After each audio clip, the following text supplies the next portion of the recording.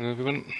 Okay, today I'm going to be servicing my Alfa Romeo 159 2-litre diesel. Basic, simple oil and filter change, fuel filter, air filter and pollen filter. Basically just show you where they're all located and how to get them off. So start by putting the car up on ramps, just so I can get underneath and to obviously drain the oil out. If you're just doing the fuel filter and things like that, then you probably will need to. And then we'll open the bonnet. Okay, so with the bonnet open,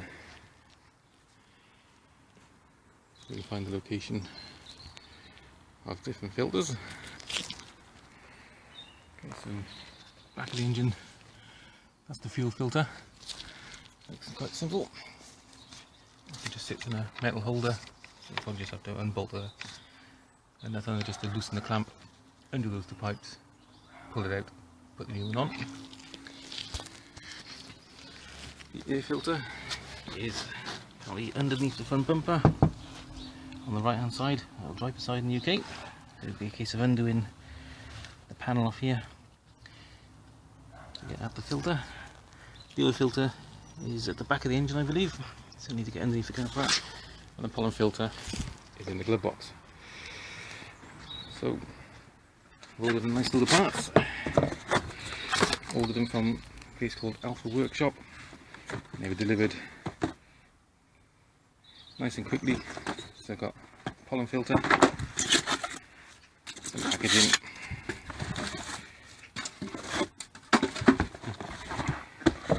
we've got a fuel filter, the air filter, and the oil filter, and your washer for the sump. And of course 5 litres of cylinder WR530 oil for the car. So good package, happy with the price, happy with the delivery. I'll put a link to them in the description, so if you want to order from the same place, I'll be ordering from them again. And they also sent me a loyalty card as well, so I'll get money off my next order as well, so happy days. So that's Alfa Workshop. So anyway, let's start with the easy one. Change the fuel filter. Okay, so the fuel filter is now off. Really simple, a bit fiddly and difficult to get at. There's a 10mm nut on the back of it there, but this electrical loom here is a bit in the way. You also can't pull it because you've got these metal tabs which stop the filter coming up, so you need to take this bracket then basically off from where it's bolted. You've got the 2 hose pipes there. There's also an electrical connector underneath as well, which I'll show you on the filter. Okay, so you've got 2 pipes on the top, and there's an electrical connector then on the bottom, which actually you just pull off. Make sure you don't tip it because it is full of, in my case, diesel. Like I said, it was a bit fiddly to get at, especially with the car up on ramp, so probably better off doing this with the car on the flat. So it's a bit easier unless you're really tall. Okay, otherwise, nice and simple. So it's just a bit difficult getting at this nut here because this electrical cable here, the loom, is just in the way basically, so it just takes a bit longer to get it up. But otherwise everything else came apart, no problem at all. So we'll swap over the electrical connector on the bottom of my replacement filter. Just here, just at the point as well that some of the parts I got from I have ordered are genuine Alfa Romeo parts as well. So this one here, as you can see, ideally same brand. So this could be one of them. So obviously there's a plug on the bottom there. Slot that back in the hole, connect it all back up. Okay, so the sensor at the bottom of the filter is just screwed in, but be careful because obviously once you undo it, all the diesel will come out, so make sure you've got yourself a bowl. A little container where I've collected all the diesel, because in this day and age, and the price of it, that's going back in the tank. So this then, just screw into the bottom of the new filter.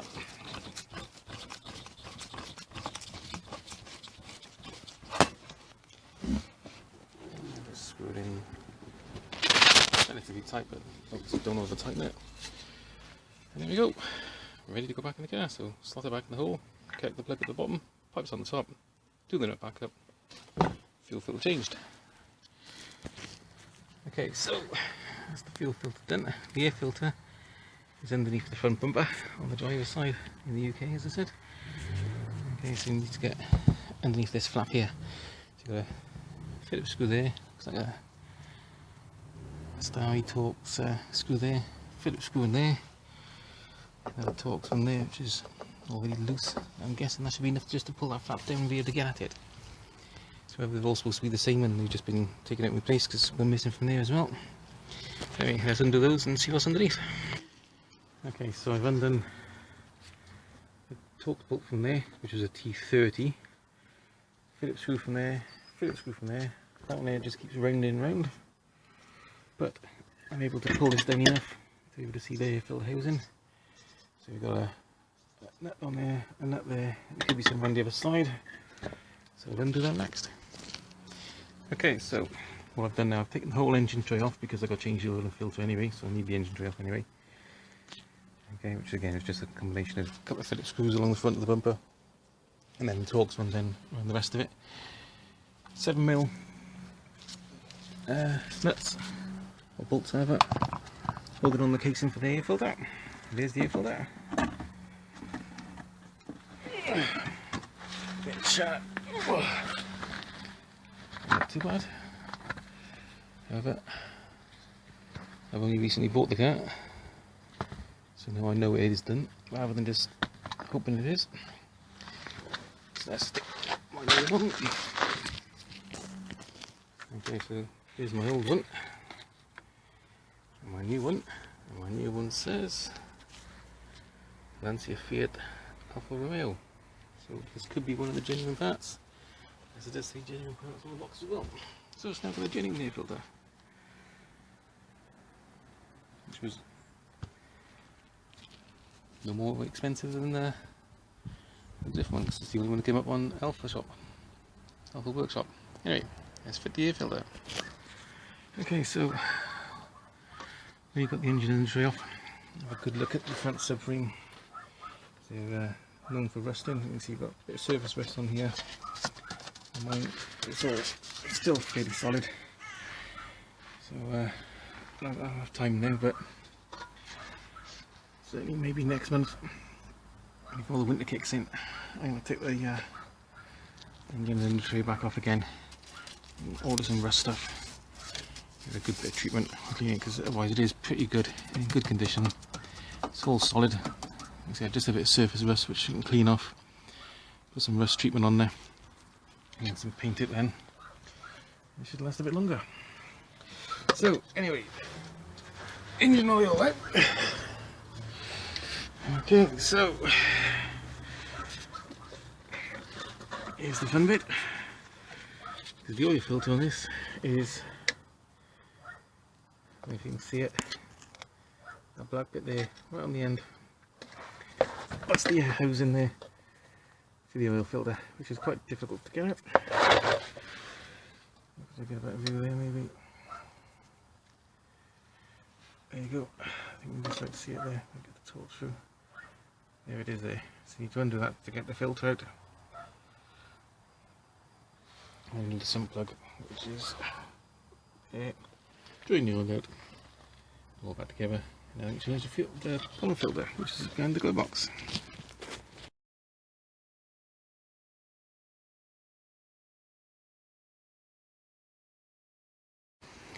Okay guys, the oil filter, okay, like I said, over there, this bit here, it's a total faff to get at. It's 32mm socket for the end of it, but you need a small, not a very deep one. Okay, so you need 32mm socket like that. Okay, you can put it on a ratchet, but when you put the socket on the end here, the ratchet's got to go up there, but you can't undo it because it's got to go in between this pipe and the bodywork, and it keeps slipping off. So what I've had to do, let's see if I can get the camera in there, is put the ratchet on an extension bar with a little wobble joint with a socket, feed that then up through the hole there in the wheel arch. The drive shaft comes through to there to attach on the little filter housing there, and then do it that way. Okay, it took a while because you can only turn it so much and you got to alter it then because of the wobble bar. When you take it off, then all the oil drips all the way down under the engine here, so get ready to catch it all. It comes over the engine mounting here through the gap over the chassis, the subframe. Okay, it pretty much gets everywhere. So really, this part of the subframe should always be rust free, because the amount of oil that goes on there when you have oil changes should actually protect it. But anyway, that's that done. Like I said, it is quite awkward to get at. So now, to drain it out of the sump, need the Torx bit on there, which is a, hold up, I can't even see that, T50 Torx on the end of there, in the socket there. Let's drain the oil out. Okay, once that's done, put the oil back in again, put a new washer on the end as well, put the oil in, and then I'll show you how to get the pollen filter. Okay, so the pollen filter is located behind the glove box. You've got a couple of Phillips screws there to undo around the place. You need to pull this bit of plastic trim off as well, and there's some more then down there. That basically just unclips. Okay, you also need to take this side panel here off, because there's a screw that holds on this silver bit of trim. So I'll start by taking this off, and this just pulls off. As you can see, got a little screw there. And if like mine as well, got the airbag switch. See, there's an electrical connector, so you should really disconnect the battery, wait 10-15 minutes for the airbag to discharge, but we're not actually going to take that off because you just need to move it just to get at that screw. So I'm just going to wiggle it out of its hole like so, just so I can undo that screw, and then that bit of trim pulls off. Okay, so this bit of trim here again just pulls, bends slightly in the middle, so you can just unhook it and bend it, and it slots in there. Okay, you need to push the seat back, well I've had, obviously mine electric, so you've got sliding back, just to give it a bit more room. You can see then there's a screw there, and a screw down the bottom here as well. Okay, taking these two screws out here, this silver bit of trim, very carefully, just prizes off, like so. And behind it, again, we've got some more screws. 4 screws along the top, so undo all them as well. Okay, so once you've undone that, you can just pull the glove box out, disconnecting the wiring plug for the glove box light, or you can just take the light out, whatever is easiest. You've also got some connectors there then for the Blue and Me as well, so I'm going to disconnect them. Okay, so you don't actually need to disconnect the ones for the Blue and Me if you don't want to, because it will just pop up. This one here, don't worry about that, that's for my stereo system. There's an extra USB cable which feeds into the glove box. And then is the pollen filter housing. So never done this before, so I'm guessing there's a screw there. Find that screw.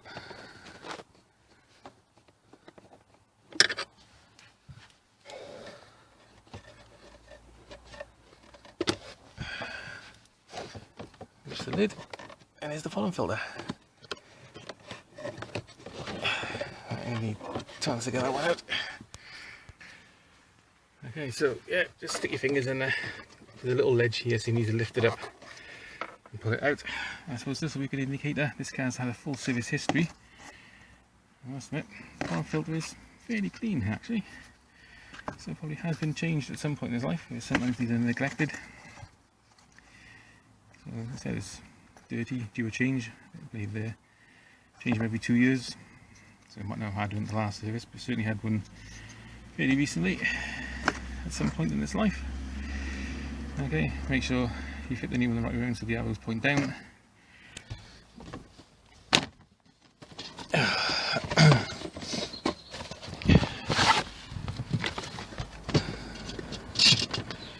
Here's my new one. Slightly different. Looks a bit cheap, that one, doesn't it? As opposed to the one that's in there. Anyway, that's what I got. So that's what's going in there. So I'll be owning this car for, well, fingers crossed, many years. So it'll have another change in the future anyway. So that'll obviously just slide back in again, put the screw back in, put everything back together. Finally then, I need to reset the change oil warning on the dashboard. So I'll show you that. Now, one thing I have just noticed on the old filter and new filter is, as you can see, there's a little lip on the side. Right, now this was fitted in like that. There's a cutout in the actual housing which looks like it takes that, so it looks like it should go in sideways like that with a lip there, rather than as opposed to that way round. So that's how I'm going to fit the new one. Let's see how that goes in. It's a two-hand job so it doesn't dig in. So yeah, that's slid in there quite nicely. I don't know if you can see there, there's just a little cut out the side there for that lip there to go in. So this was actually fitted in wrong, so it obviously has been changed. It's just not put back in properly. So it slides in there like that. Close the flap, put the screw back in. Job done. Okay, so you might find, see my bonnet's open, my door's open. You'll have in here change engine oil and the light flashing. Okay, now the car took a little time to start because obviously the fuel filter was empty, but it's clearly started now. So what you need to do now to get rid of that change oil, turn the engine off. What I'm going to do, before I do that, I'm just going to close the bonnet and the doors just so I can not have all the other warnings coming on you while we're doing it. What I'll also do as well is just while I'm here, just check to make sure that there's no oil leaking out of anywhere before I put everything back, or put the engine tray back on again. Okay, so no oil leaks, all looking good. Now to get rid of that, you either need to plug it into a special machine. Okay, but there is a way apparently I found on the internet. I don't know if it works, I've never tried it before. So we'll see. So what you need to do is you need to turn on the ignition.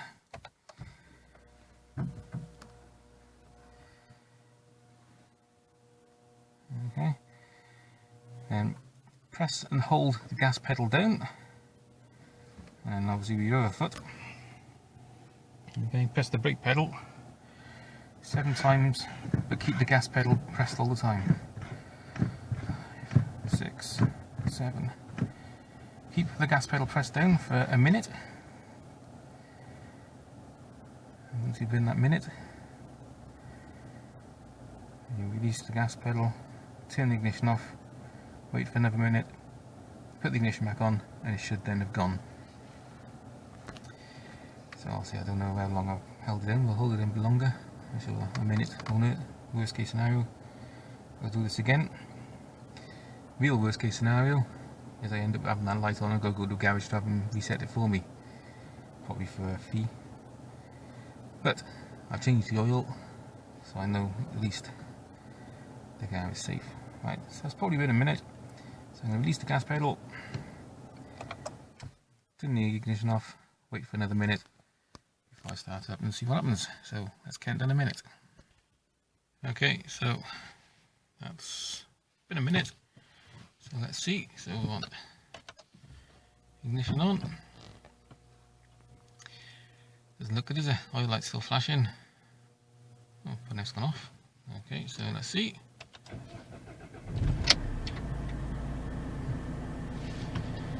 So update. Looking good.